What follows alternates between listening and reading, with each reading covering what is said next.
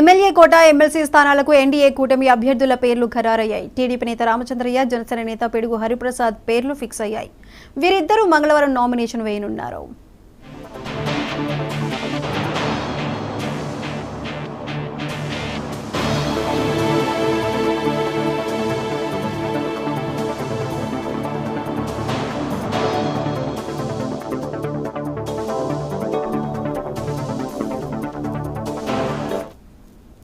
MLA కోట MLC స్థానాలకు NDA కూటమి అభ్యర్థుల పేర్లు ఖరారయ్యాయి. టీడీపీ నేత రామచంద్రయ్య, జనసేన నేత పిడుగు హరిప్రసాద్ పేర్లు ఫిక్స్ అయ్యాయి. వీరిద్దరూ మంగళవారం నామినేషన్ వేయనున్నారు.